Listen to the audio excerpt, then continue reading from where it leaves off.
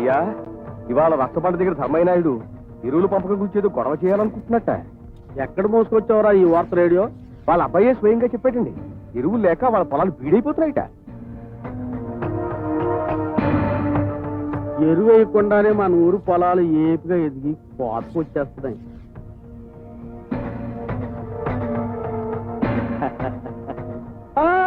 ఏమైందండి? ఎవరిదా ఈ కొంప? ఈ ఆలప్పుడు శోభనాథ్ గారికి ఇలాగ వస్తారని తెలీదు. ఇంటి ముందు ఇలాగే నుంచుకునేదే. అయ్యా పిలిచారా? పిలిచానా? హరీశాను. శోభనాథ్ గారికి ఇంత అవమానం జరగటం చూసి పిచ్చెక్కేస్తాను. ఏమయ్య పంతులు, అంత మంచి పుట్టకు పుట్టావు, వాకిలి ముందు ఇలాగనే ఉంచుకునేది. నీటిలో గుడ్లకి చూస్తాం. లోపలికి నువ్వు పళ్ళి ముచ్చంతో నీటి తీసుకురా. వస్తారా? పెద్దూరు మీరే న్యాయం జరిగేది చూడాలి. బాలయ్య, నువ్వేమీ ఆశ్చర్యపడకు. శోభనాద్రి గారిని నేను అడుగుతాన్నానుగా. ఏంటి ఊరంతా రక్షబండ దగ్గరికి వచ్చేసారు? ఏంటి లెక్క? ఏం లేదు శోభనాద్రి గారు, బాలయ్య విషయము ఎరువుల సంగతి అడుగుదామని. తన కూతురి పెళ్ళయ్యే వరకైనా కౌలు తీసేద్దని బాలయ్య ప్రాధేయపడుతున్నాడు. అవును బాబయ్య, ఇంత అర్థంతరంగా కౌలు తీసేస్తే చచ్చిపోతాం బాబయ్య. ఈ శోభనాద్రి ఇంటి విషయం ఊరు రచ్చబండ దగ్గర మాట్లాడే హక్కు నీకెవరిచ్చారు ధర్మయ్య? హక్కు కాదు శోభనాద్రి గారు, సాటి మనిషి మీద. ధర్మయ్య, ఒకే విషయంలో రెండు మాటలు మాట్లాడడం, ఒకే కేసు మీద రెండు తీర్పు ఇవ్వడం ఈ శోభనాద్రి, అది లెక్క. ఇక బాలయ్య కౌలు విషయం నువ్వు నాతో మాట్లాడకపోవడం నీ పెద్దరికానికి మంచిది, అది లెక్క. ప్రెసిడెంట్ గారు, మరి ఎరువుల సంగతి? వచ్చిన ఎరువులు చీనియాది ప్రకారం పనిచేసినాయా? మళ్ళీ కోట వచ్చినప్పుడు చూద్దాంలే. ఏంటి ఈ మాత్రానికే ఊరు మొత్తాన్ని పోగేయాల నువ్వు? నాకు ఈ ఒక్కూరు మంచెట్లేనేటి? అల్పబుద్ధివానికి అధికారం ఇచ్చిన దొడ్డవారి నెల్ల తొలగొట్టు, చెప్పు తినడి కుక్క చెరుకు తీ పెరుగునా, విశ్వదాభిరామ వినురవేమా. ఈ పిచ్చిముండా కొడుకు వేళ పాడలేదు, ఎప్పుడు ఏం వాగుతాడో వాడికే తెలీదు. నేను ఎప్పుడూ చెప్పానయ్యా, ఈ ఎర్రదం లేపేసి చచ్చుకుంటూ పడేస్తాననే. అర్థాయినిగా రే, పిచ్చోడికి భయపడి పోలీసోడికి భయపడి నువ్వే రాజకీయం నడుపుతావు ప్రెసిడెంట్. వాడికి పిచ్చి ముదిరి పద్యాలు పాడుకుంటుంటే తన్నేసిన ఖాళీ బిందులా నీ బుర్రాలా సేక్ అయిపోతుంది ఏంటి? పద పద.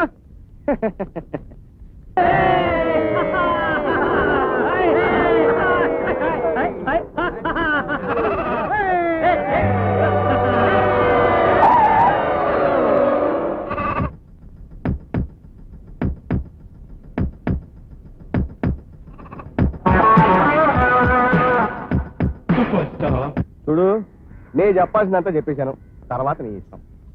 ఇందులో పోయేదేమీ లేదురా. నీ చెల్లెలు ఎట్టాకు తలచేది నీ పంచం చేరిందేగా. ఇదిగో, అయ్యగారి మనసు దాని మీద పడతాం నీ అదృష్టం అనుకో. నీ కౌలు నీకు తిరిగి ఇప్పించడమే కాదురా, మరిన్ని బస్తాలు పెంచి ఏర్పాటు నేను చేస్తాను రా, నువ్వు ఆలోచించుకో. నీ బతుకుస్తాడా? నీ అయ్యగారితో ఒక పత్యాలట్రా. నా బ్రతుకు గురించి ఆ బాలయ్య గారికి ఏం తెలిసే చిలక? రకరకాల వయసు వాళ్ళని రకరకాల ప్రదేశాల్లో అనుభవించటం ఈ శోభనాద్రి ప్రత్యేకత. కానీ ఇలా సముద్రం ఒడ్డున ఎన్నెల్లో ఓ రుచి చూడబోవటం మాత్రం ఇదే మొదటిసారి. ఇది నా కొత్త లెక్క. బాబు గారు, నన్ను వదిలేయండి, కాళ్ళు పట్టుకుంటాను. కాళ్ళు పట్టుకుంటావా? చచ్చా, ఇలాంటి టైంలో పట్టుకోవాల్సింది కాళ్ళు కాదే మేనక. అసలు ఈ సముద్రం బ్యాక్గ్రౌండ్ లో రేపెందుకు పెట్టానో తెలుసా? ఈ సముద్రం అలల్లా నీ అందం కూడా పొంగిపోతుందని చెబితే నువ్వు సంబరపడిపోయి ఈ మనసు మీద విధ్రమిస్తావని నీ అందానికి ఆ అలలకి లెక్క కట్టారు అంతే. నన్ను వదిలేయండి బాబు గారు, ఈ అన్యాయం మా అన్నయ్య తెలిస్తే ఊరుకోడు. నిజమే, ఆ బాలయ్య గారు ఊరుకోడే. నీతికి లేకపోయినా నీతిగానే బతుకుతున్నావు, తను అన్యాయం చేయకండి. వయసు వచ్చిన దగ్గర నుంచి శోభనాథ్ నేర్చుకున్న విద్య ఏంటో తెలుసా? జీవితంలో ఎదిరించులోని దెబ్బతీయటం, శృంగారంలో వద్దన్న దాన్ని అనుభవించటం, అది లెక్క. అయ్యగారి పుణ్యవాణి ఈ ఊళ్ళో 5వ ఇల్లు నా సొంతం. ఏంట్రా బాలయ్య కుటుంబం రేత్రికి రేత్రి ఊరొదిలి వెళ్ళిపోయింది. వాళ్ళకేం చేస్తాడు? తీసుకున్న అప్పు వడ్డీతో కలిపి ఆకాశం అంత అయింది. తీర్చే శక్తి లేక రాత్రి బిచాణ ఎత్తేసాడు. అసలు విషయం మాకు తెలిసినావా? కానండి, ఊళ్ళో ఎన్నాళ్ళు సాగుతారో ఈ రాజకీయాలు. ఎవడో ఒకడు మీ పని పడ్డానికి రాకపోడు. ఎవడో ఒకడు ఇదేం పురాణ కాలం కాదు. ఎవడో అవతార పురుషుడు ఆకాశంలోంచి ఊడి పట్టారు.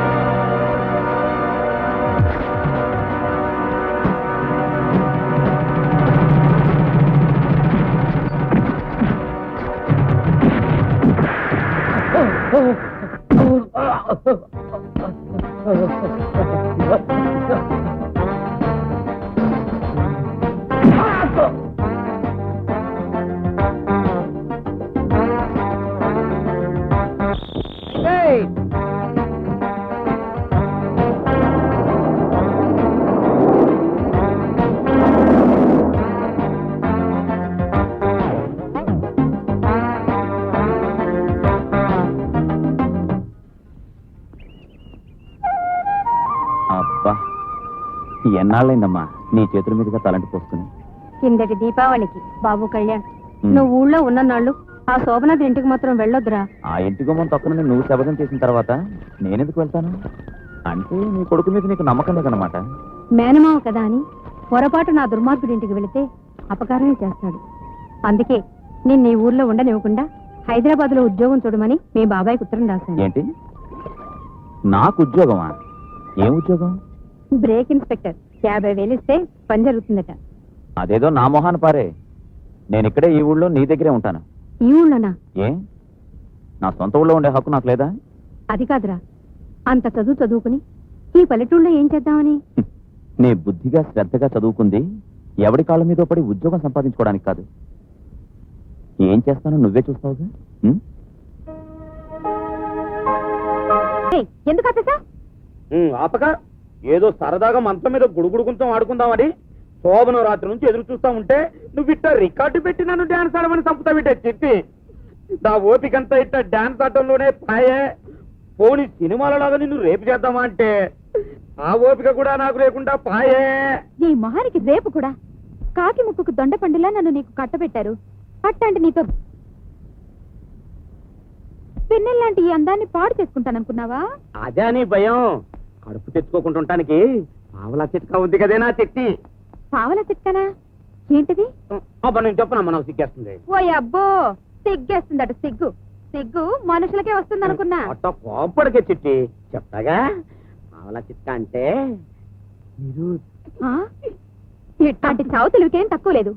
ఇవాళకి చేసిన డాన్స్ చాలు, వెళ్ళి డ్రెస్ మార్చుకో. చిట్టి నాకు యవ్వనం వచ్చి 7 ఏళ్ళైంది, పెళ్ళయి 2 ఏళ్ళైంది, ఇంకా బోనీయే కాలేదు. నేను ఇట్టాగే ఉంటే ముదురు బెండకాయలాగమ్ము. అంత తొందరగా ఏం ముదిరిపోవులే.